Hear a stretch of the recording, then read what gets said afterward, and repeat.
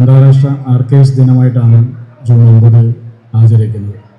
International council on ആർക്കൈവ്സിൻ്റെ തീരുമാനപ്രകാരം ലോകത്തിൻ്റെ ചരിത്രവും ഭരണപരവും സാംസ്കാരികവുമായ രേഖകൾ സംരക്ഷിക്കുന്നതിൻ്റെ പ്രാധാന്യം ജനങ്ങളിലേക്ക് എത്തിക്കുന്നതിന് വേണ്ടിയിട്ടാണ് ഇവിടെ ഇപ്പോൾ ജൂൺ 8 മുതൽ 13 വരെ നീണ്ടു നിൽക്കുന്ന ഈ ഒരു പ്രചരണത്തിന് തുടക്കം കുറിക്കുന്നത്.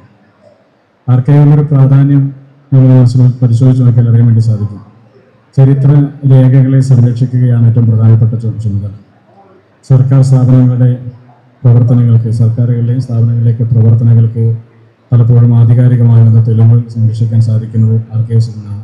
പേപ്പറുകൾ ഇല്ലാതിരുന്നൊരു കാലത്ത്, ഡിജിറ്റൽ സംവിധാനങ്ങളില്ലാതിരുന്ന ഒരു കാലത്ത് താളിയോലകളെ ആശ്രയിച്ചുകൊണ്ട് എഴുതപ്പെട്ടിരുന്ന ഗ്രന്ഥങ്ങളും അതുപോലെ തന്നെ വൈദ്യ ശാസ്ത്രത്തിൻ്റെ ഭാഗമായ രേഖകളും രാജകൽപ്പനയുടെ ഭാഗമായ ഉത്തരവുകളും അതിനേക്കാൾ മുമ്പ് ശിലകളിൽ രേഖപ്പെടുത്തപ്പെട്ടിരുന്ന അക്ഷരങ്ങളും ലിപികളും ഗുഹകളിൽ രേഖപ്പെടുത്തപ്പെട്ടിരുന്ന അക്ഷരങ്ങളും ലിപികളും അങ്ങനെ ഒട്ടനവധിയായ പഠനം ഇതിൻ്റെ ഭാഗമായിട്ടുണ്ട്.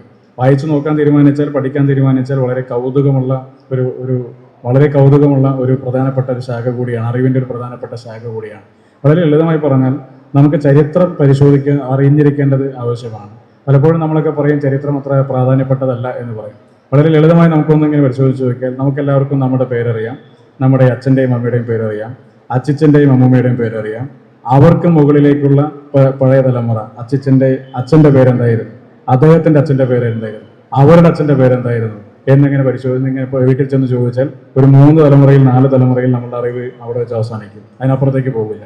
പഴയ പേരുകൾ എങ്ങനെയായിരുന്നു? ഇന്നത്തെ പോലെ സ്റ്റൈലം പേരുകളായിരുന്നില്ല. പഴയ പേരുകൾക്ക് ഒരു പരിണാമത്തിൻ്റെ ഒരു ഗതിയുണ്ട്. ആ പേരുകളുടെ കാലഘട്ടത്തിലെ ആളുകളുടെ അറിവ് എങ്ങനെയായിരുന്നു, അവരുടെ അക്ഷരങ്ങൾ, അവരുടെ ലിപികൾ എങ്ങനെയായിരുന്നു, അവരെങ്ങനെയാണ് കമ്മ്യൂണിക്കേറ്റ് ചെയ്തിരുന്നത്, അവരെങ്ങനെയാണ് ഇതെല്ലാം എഴുതി വെച്ചത്. ഇന്ന് നമ്മൾ താമസിക്കുന്ന വീടിൻ്റെ ചുറ്റുവട്ടങ്ങൾ, അതിൻ്റെ ഉടമസ്ഥാവകാശം നമ്മുടെയിലാണ്. അതിന് നമ്മുടെ ഒരു ഡോക്യുമെൻ്റ് ഉണ്ട്, ആധാരം എന്ന് പറയുന്ന ഡോക്യുമെൻ്റ് ഉണ്ട്.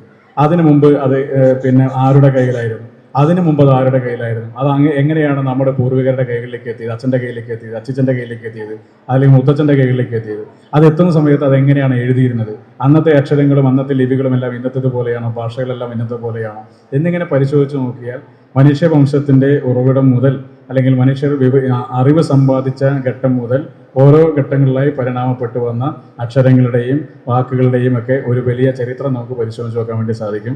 ഒരുപാട് അതിൻ്റെ ഭാഗമായ രേഖകളൊക്കെ പ്രദർശിപ്പിക്കുന്നുണ്ട്. അതെല്ലാം പരിശോധിച്ച് നോക്കിയാൽ ഇന്നത്തേതുപോലെ സൗകര്യങ്ങളില്ലാതിരുന്ന ഒരു കാലഘട്ടത്തിലെ മനുഷ്യരുടെ അറിവും മനുഷ്യൻ്റെ ആശയവിനിമയവും മനുഷ്യർ തമ്മിൽ സംസാരിച്ചിരുന്നതിൻ്റെയൊക്കെ തന്നെ കുറേയേറെ രേഖകളാണ് ഈ പറയുന്ന ആർക്കൈവ്സിൽ സംരക്ഷിക്കുന്നത്.